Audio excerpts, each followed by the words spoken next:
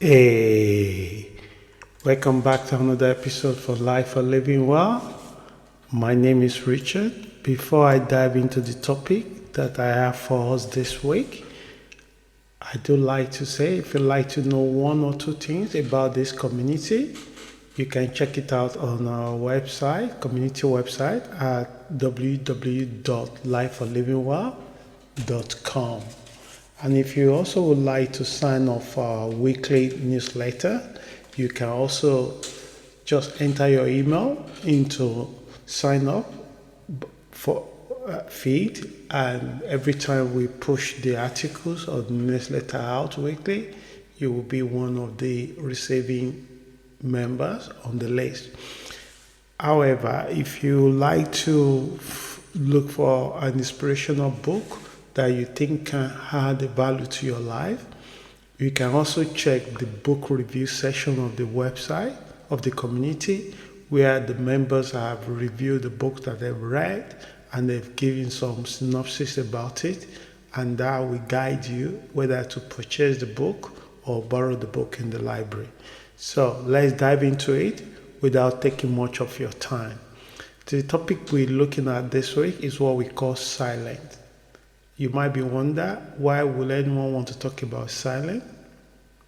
We remember, if you have young children around you or in the class, most common to say, put your hand onto your lips to tell them to be quiet. But this is not the kind of quiet that I'm referring to. I'm referring to the silence that comes from your heart, that comes from your mind directly. And it's something that you have to be intentional about it. So the topic again is called silence, the forgotten strength we all carry. If you are regular on this podcast, you will know that we open our message through an inspirational quote, and then we build our message around it. Today, we'll be taking from one of ancient Chinese philosopher, Lao Tzu. He put it this way: silence is a source of great strength. What does it mean by this? Are you also agree that silence can be a great strength? It's among the academia that say that sometimes before you open your mouth, people already admire thinking of your level of understanding, but when you spoke what come out from your mouth, it completely let them reevaluate what is it that you have in your head or in your mind. How rich is the context that come out from your mouth. But then this topic is not about that. This topic is more about how can we silence our mind for a few minutes, for an hour, and then what are the benefits of practicing silence as a means of wellbeing. So in the heart of every human being lies a deep silence. Often it feels unfamiliar, even frightening, because we are constantly surrounded by noise, stimulation, information, and distraction. And it's really challenging if you think about it, because humanity has become deeply immersed in sensory experiences, always seeking something to see, hear, touch, consume, or respond to. Despite all these things, you'll be surprised that beneath all this activity is something many of us desperately need. And what are those? What are the things that we truly need? The ability to quiet the mind and step away from mental clutter.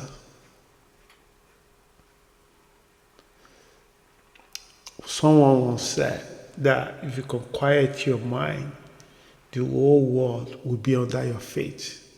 It's really difficult to understand that concept or that word. But the time you go, if you follow this podcast toward to the end, hopefully you will see why that is it is. Silence is subtle, but its benefit for our well-being can be profound. And I'm hoping that I will be able to expatiate on this as I'm going with this message. It gives the mind space to settle, the body an opportunity to rest, our inner voice a chance to be heard. So, let's quickly explore a few of its benefits once we put silence as a practice into part of our life. Number one, silence reduces stress.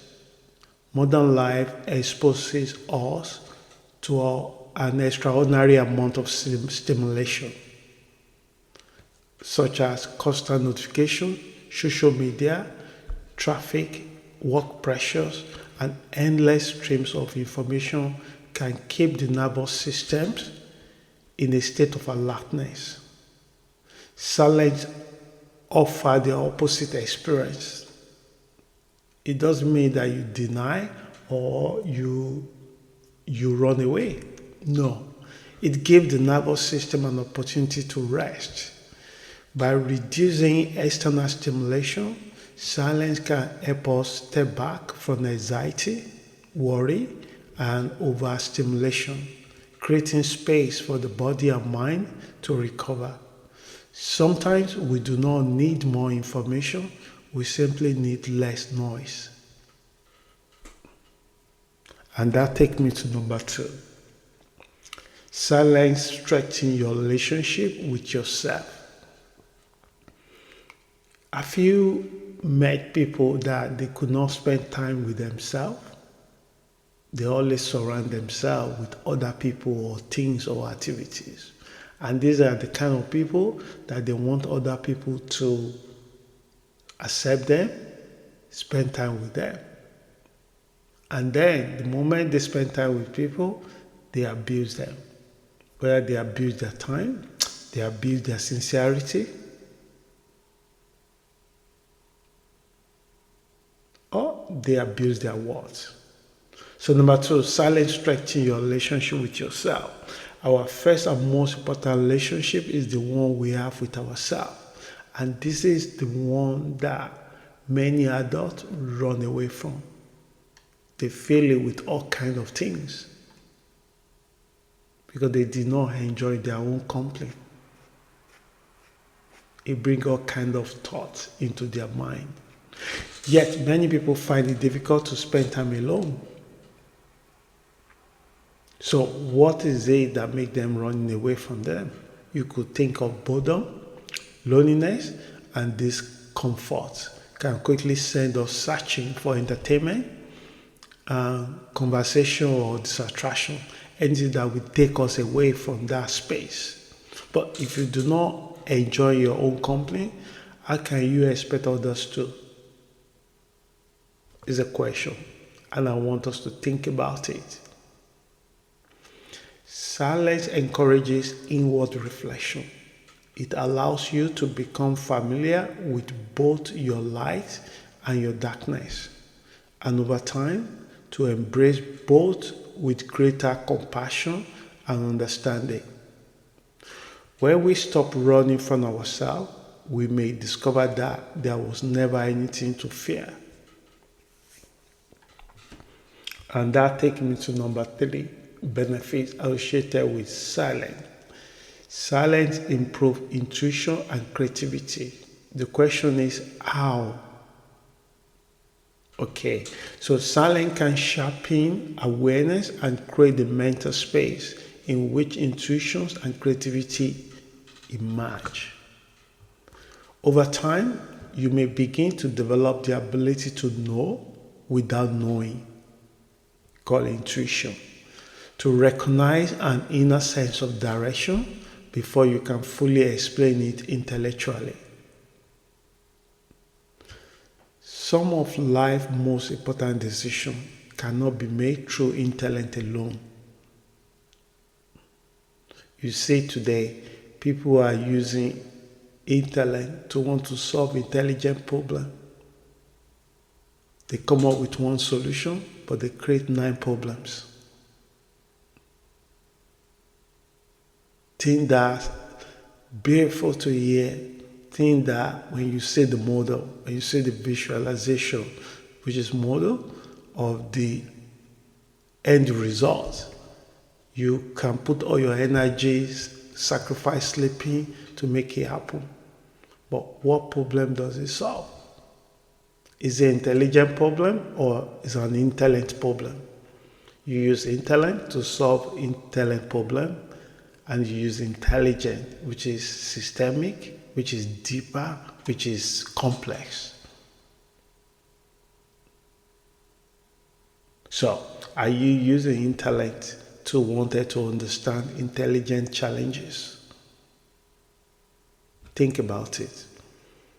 Einstein is often quoted as saying, the intuitive mind is a sack gift, and the rational mind is a faithful servant. So whether we call it intuition, instinct, inner knowing, or simply a quieter form of awareness, silence gives it room to emerge. And the only way you have opportunity to tap, to understand what I'm saying, is where you allow or create space for silence in your life. Stop filling the silence with a noise.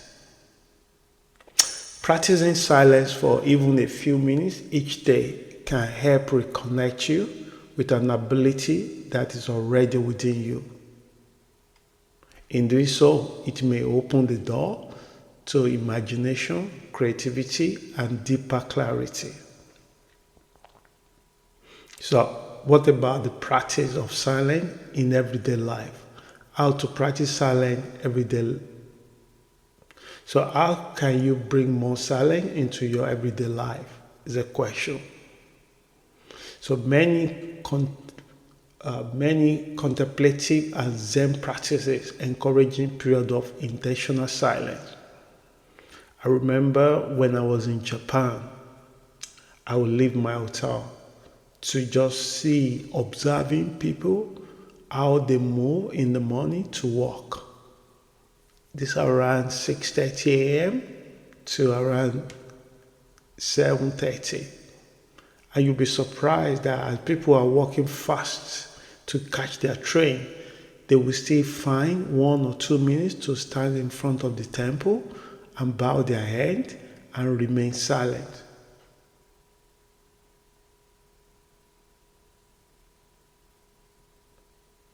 And I observed this kind of thing, and it does. Until then, I used to think being in meditation for 30 minutes, 1 hour is the way to do it. And then every 5 seconds or 10 seconds, my mind gets distracted to so many things that I need to do in the day, or things that I've done yesterday, and the message or the conversation didn't go the way I expected. My mind will go back there.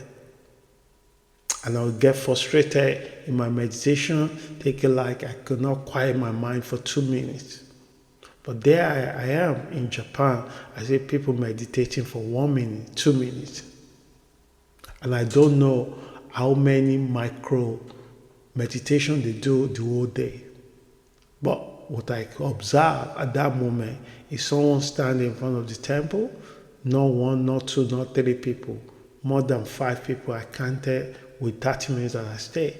They're on their way to work and they stop and bow their head and meditate for 1 minute, 2 minutes before they continue their journey. So, you do not need to retreat to a monastery or spend hours meditating to begin. Start with 30 minutes a day. If 30 minutes at once feel difficult, divide it into smaller sections, perhaps 10 minutes in the morning, 10 minutes around lunchtime, and 10 minutes before bed. The goal is not perfection, the goal is consistency. Here are a few simple practices you can try. Number 1, walk in nature without overthinking. Simply observe what is around you. 2, sit on a park bench and practice awareness. Notice your thoughts and surroundings without judging them. And 3, feel the sensation of water while washing the dishes. Experience the temperature, movement, and texture without mentally analyzing them. Number 4, slow down ordinary activities. Even when you're eating, when you're walking, when you're listening to people. Drink slowly and chew your food mindfully. It will be awkward because it's not something that you are used to, but because you are not used to something doesn't mean it's bad. It just means that if you are consistent about it for days, for weeks, it becomes natural. Human beings are miracle machines that we can adapt and tolerate a lot of things. So as I'm rounding up, none of these practices cost anything. Yet many of us rarely live this way. Modern life constantly pushes us towards speed, distraction, consumption, and productivity. We become so focused on doing that we forget the value of simply being. Perhaps silence gives us permission to return to that state. As I'm rounding up, so let's quickly take a look at the last part of my message, the preventative power of silence. Abraham Lincoln is often credited with saying, in quote, and in the end, it is not the years in your life that count, it is life in your years. We often wait until burnout, illness, or emotional exhaustion arrive before we seriously consider our well-being. By then, we may be searching for solutions that require considerable time, money, and effort. Perhaps silence is one of the simplest forms of prevention available to us. And I hope you will take this if you are not already in that path. Why? Because it costs nothing, it requires no increment, and you can begin almost anywhere. In a world that is becoming increasingly loud, perhaps one of the most radical things we can do is become comfortable with stillness. Perhaps silence isn't the absence of something. Perhaps silence is where we finally hear ourselves. So the question is, what does your own silent practice look like? Have you discovered a particular practice that helps you become calmer, more present, or more connected with yourself? Please share your experience in the comments on our website, which is www.lifeforlivingwell.com. If this message touched you and you feel like you are inspired by it, please share our blog, share our video, and invite your friends and family to participate in the community. And then with that, we grow. This kind of message need people like you to give it awareness that it needs. Thank you for your time and have a wonderful week. Ciao.